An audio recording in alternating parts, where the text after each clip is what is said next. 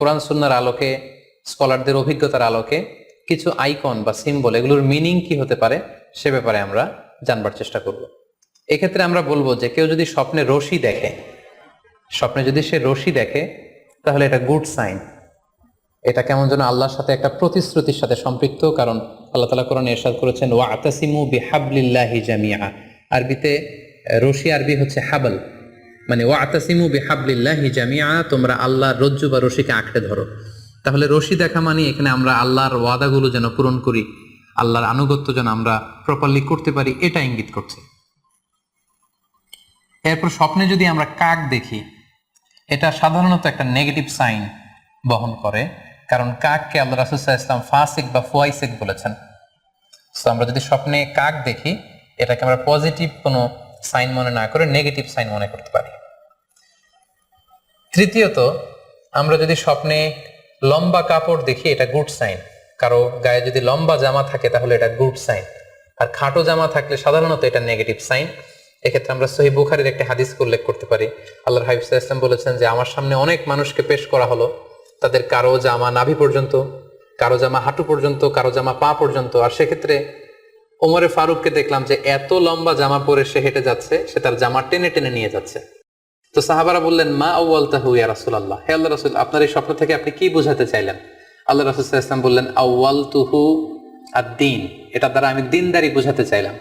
অর্থাৎ যার জামা লম্বা তার মানে তার তাকওয়া বেশি বা তার দিনদারি বেশি। আর স্বপ্নে যদি কারো জামা খুব ছোট খাটো বা জামাহীন অবস্থায় কাউকে দেখা হয়, এটা সাধারণত তার দিনদারি কমে যাচ্ছে বা তার তাকওয়া is decreasing day after day, এটার একটা সাইন বহন করে। পাশাপাশি দুধ, স্বপ্নে যদি কেউ দেখে সে দুধ খাচ্ছে, এটা একটা ভালো সাইন। স্বপ্নে দুধ খেতে যদি দেখা হয় তাহলে তার জ্ঞান বৃদ্ধি পাবে বলে এটা একটা সাইন বা আলামত বহন করে। সেক্ষেত্রেও আমরা বুখারীর একটা হাদিস উল্লেখ করতে পারি, যেখানে আল্লাহ রাসূল সাল্লাল্লাহু আলাইহি ওয়াসাল্লাম একটা স্বপ্নের কথা সাহাবাদেরকে শেয়ার করছিলেন। তিনি বললেন যে আমাকে এক বাটি দুধ দেয়া হলো, আমি সেখান থেকে দুধ খেলাম, তারপর দেখলাম যে আমার আঙ্গুল থেকে দুধ বের হচ্ছে, আর সেখানে যে অবশিষ্ট দুধ রয়ে গেল সেটা আমি ওমরে ফারুকের মুখে দিলাম। ওমরে ফারুক সেই অবশিষ্ট দুধটা খেলো। এই স্বপ্নের কথা শুনে সাহাবারা বললেন মা আউয়ালতা বিহি ইয়া রাসূলুল্লাহ, হে আল্লাহর রাসূল, এটা দিয়ে আপনি কি ব্যাখ্যা করলেন? ফামা আউয়ালতাহু ইয়া রাসূলুল্লাহ, আল্লাহ রাসূল সাল্লাল্লাহু আলাইহি ওয়াসাল্লাম বললেন আল ইলম, এটা দিয়ে আমি জ্ঞানের ব্যাখ্যা করেছি। অর্থাৎ দুধ হচ্ছে জ্ঞানের প্রতীক। দুনিয়াতেও তো আমরা দেখি যে দুধ হচ্ছে সুষম একটা খাবার, খাদ্যের পুষ্টিগুণের 6টি গুণাগুণ দুধের মধ্যে পাওয়া যায়। সো কেউ যদি স্বপ্নে দেখেন যে তিনি দুধ পান করছেন, আশা করা যায় এটা তার জন্য ভালো সাইন, তার জ্ঞান বাড়বে বলে আমরা ধারণা করতে পারি।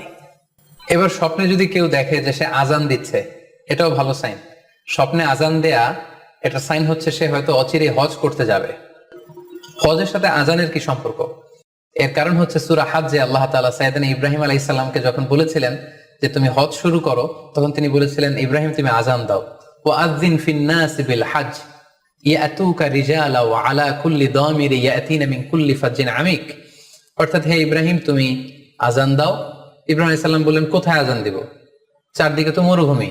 আল্লাহ তাআলা বললেন ইব্রাহিম তুমি আজান দাও, এই আজানের আওয়াজ বা শব্দ পৃথিবীর সবার কানে আমি পৌঁছে দেব। তো সাইয়েদনা ইব্রাহিম আলাইহিস সালাম তখন হজের আজান দিলেন বা ঘোষণা দিলেন। আজান শব্দের অর্থ হচ্ছে অ্যানাউন্স, টু অ্যানাউন্স, মানে ঘোষণা দেয়া।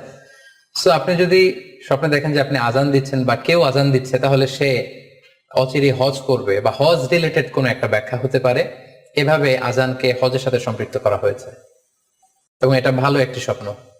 এবার স্বপ্নে যদি কেউ গর্ত দেখে যে সে গর্ত খুঁড়ছে বা তার জন্য কেউ গর্ত করছে, এটা ষড়যন্ত্রের সাথে সম্পৃক্ত। কেননা আরবি প্রবাদে আছে যে মান হাফারা হুফরাতান ওয়াকা ফিহা, কেউ যদি কারোর জন্য গর্ত করে তাহলে সেই গর্তে সে নিজে আগে পড়বে। তাহলে গর্ত করা মানে অনেকটা কারো বিরুদ্ধে শত্রুতা করা বা ষড়যন্ত্র করার একটা চিহ্ন বহন করে। এবার স্বপ্নে যদি কেউ নৌকা দেখে বা শিপ দেখে, জাহাজ দেখে যে সে জাহাজে আরোহণ করছে বা নৌকায় আরোহণ করছে, এটা তার জন্য একটা ভালো সাইন। সে কোনো বিপদ থেকে মুক্তি পাবে বলে ধারণা করা যেতে পারে। কারণ সূরা আনকাবুতের 15 নম্বর আয়াতে আল্লাহ বলছেন ফাআনজাইনাহু ওয়া আসহাবাস সাফিনাতি ওয়া জাআলনাহা আয়াতাল লিল আলামিন। অর্থাৎ আমি নূহ আলাইহিস সালাম এবং তার সাথের ঈমানদার সবাইকে আমি এই নৌকায় উঠিয়েছি এবং মহাপ্লাবন থেকে তাদেরকে আমি বাঁচিয়েছি। আর এই মহাপ্লাবনকে আমি গোটা বিশ্বের জন্য একটা নিদর্শন করে রেখেছি। সো নৌকায় ওঠা বা জাহাজে ওঠা, কোনো শিপে বা লঞ্চে ওঠা, এটা আপনি বিপদ থেকে মুক্তি পাবেন, and you are in the safe zone, এই ধরনের একটা ইঙ্গিত বহন করে। ইমাম মুহাম্মদ ইবনে সিরিনের কাছে এক লোক এসে বলল যে, ইমাম, রাআইতু কাআন্নী আহরুসু আরদান লা তুমবিত। হে ইমাম, আমি স্বপ্নে দেখেছি যে আমি একটি শস্য ক্ষেত্র চাষ করছি কিন্তু কোনো ফসল হচ্ছে না, এটার মানে কি? তিনি ব্যাখ্যা করে দিলেন, আনতা তা'জিলু আন ইমরাতিক, অচিরেই হয়তো তোমার স্ত্রীর সাথে তোমার সেপারেশন হয়ে যেতে পারে। কারণ কোরআনে স্ত্রীকে শস্য ক্ষেত্রের সাথে তুলনা করা হয়েছে মেটাফরিক্যালি। সূরা বাকারার 223 নম্বর আয়াতে আল্লাহ বলছেন, নিসাউকুম হারসুল লাকুম ফাআতু হারসাকুম আন্না শি'তুম, অর্থাৎ তোমাদের স্ত্রীরা হচ্ছে তোমাদের শস্য ক্ষেতের মতো, তোমরা যেভাবে খুশি এই শস্য ক্ষেত্রটাকে সুন্দরভাবে চাষাবাদ করতে পারো। তাহলে শস্য ক্ষেতের সাথে বা ক্রপ ল্যান্ডস এর সাথে আপনার স্ত্রীর সাথে সম্পর্ক হওয়া বা সেপারেশন হওয়া, এইভাবে ইঙ্গিত নেওয়া যেতে পারে। সবশেষে একটি ঘটনা উল্লেখ করার মধ্য দিয়ে আমরা এই সিম্বলিক বা আইকনিক ব্যাপারটা শেষ করতে চাই। সেটি হচ্ছে, ব্যক্তির ভিন্নতার কারণে কিন্তু স্বপ্নের ব্যাখ্যাও ভিন্নতা হতে পারে। ব্যক্তি ভিন্নতার কারণে স্বপ্নের ব্যাখ্যাও ভিন্ন হবে। একই স্বপ্ন দুইজন লোক দেখলো, দুইজনের স্বপ্নের ব্যাখ্যা কিন্তু দুরকম হতে পারে। সেক্ষেত্রে আমরা মুহাম্মদ ইবনে সিরিনের একটা ঘটনা উল্লেখ করতে পারি। মুহাম্মদ ইবনে সিরিনের কাছে এক লোক এসে বলল যে, আমি স্বপ্নে দেখেছি আমি আজান দিচ্ছি, এটার ব্যাখ্যা কি? উনি বললেন, তুমি হজ করতে যাবে। তার কিছুদিন পরে আরেক লোক এসে একই স্বপ্ন দেখলো, তিনি বললেন যে, আমি স্বপ্নে দেখেছি যে আমি আজান দিচ্ছি। তো তিনি বললেন, চুরিতে তোমার হাত কাটা যাবে। তো ওনার ছাত্ররা দুইজন লোকের কাছে দুই ধরনের উত্তর দেওয়ার কারণে অবাক হয়ে জিজ্ঞেস করলেন যে, হে ইমাম, একই স্বপ্ন দুইজন দেখলো কিন্তু আপনি এক একজনকে এক এক উত্তর কেন দিলেন? তো তিনি বললেন যে, এই দুইজনকে আমি চিনি এবং তাদের ব্যক্তিগত জীবন সম্পর্কে আমি জানি, সো তাদের জীবন আচরণ, তাদের ব্যক্তিত্বের কারণে আমি দুই ধরনের ব্যাখ্যা করেছি। প্রথম জনের ব্যাখ্যা করেছি আমি সূরা হজের আলোকে, কারণ সূরা হজে আল্লাহ ইব্রাহিম আলাইহিস সালামকে বলেছেন, ওয়াযিন ফিন্নাস বিল হজ, তুমি মানুষের মাঝে হজের জন্য আজান দাও, ঘোষণা দাও। সো সেই লোকটি আজান দিয়েছে, তার মানে আশা করা যায় সে হজে যাবে। আর দ্বিতীয় লোকটির স্বপ্নের ব্যাখ্যা আমি করেছি সূরা ইউসুফের আলোকে। সূরা ইউসুফে একটি আয়াত আছে, সুম্মা আযানা মুআযযিনুন আইয়াতুহাল আইর ইন্নাকুম লাসারিকুন, অর্থাৎ মিশরের কিং এর একটি পানপাত্র চুরি হয়ে গিয়েছিল। ইউসুফ আলাইহিস সালাম ইচ্ছা করে সেটা তার ভাই ইয়ামিনের খাদ্যের প্যাকেটের ভেতরে ঢুকিয়ে দিয়েছিলেন। আর তখন সেখানকার স্টাফরা বা সৈনিকেরা আজান দিয়েছিল, মানে ঘোষণা দিয়ে বলেছিল, হে ক্যারাভান, হে কাফেলার লোকেরা, তোমরা চুরি করেছো। তো তিনি মুহাম্মদ ইবনে সিরিন বললেন যে, দ্বিতীয় লোকটার ব্যাপারে আমি জানি, সে আসলে অসাধু একজন লোক, এবং তার ক্ষেত্রে সে স্বপ্নে যেহেতু আজান দিতে দেখেছে, সে কখনো হজে যাবে না, বরং সূরা ইউসুফের আলোকে চুরিতে তার হাত কাটা যাবে। তো এভাবে আমরা কোরআন সুন্নাহর আলোকে বা স্কলারদের যে অভিব্যক্তি, সেগুলোর আলোকে স্বপ্নের মধ্যে থেকে যেগুলো সিম্বলিক, আইকনিক, যেগুলো ইঙ্গিত বহ, এগুলোর ব্যাখ্যা আমরা এভাবে করতে পারি। সম্মানিত শুধু এই ছিল স্বপ্ন নিয়ে আমাদের আজকের আলোচনা। আমরা এই আলোচনা থেকে বুঝতে পারলাম যে স্বপ্ন তিন ধরনের হতে পারে।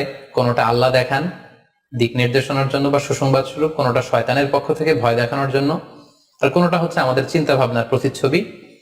আর স্বপ্ন যতটা সম্ভব অন্যের কাছে না শেয়ার করতে পারলেই ভালো। বিশেষ করে যদি আপনি ভয়ঙ্কর দুঃস্বপ্ন দেখে থাকেন, সেক্ষেত্রে এমন লোকের কাছে আপনি শেয়ার করুন যে আপনাকে পছন্দ করে, যার কোরআন সুন্নাহর জ্ঞান আছে, যার মধ্যে এলেম আছে, আমল আছে। আর আপনাদের কারো কাছে যদি আপনাদের ফ্রেন্ডস এন্ড ফ্যামিলির কেউ বা আশেপাশের কেউ এসে যদি হুট করে তার স্বপ্নের কথা বলে দেয়, আপনি হুট করে তার ইন্টারপ্রিটেশন বা ব্যাখ্যা করতে যাবেন না।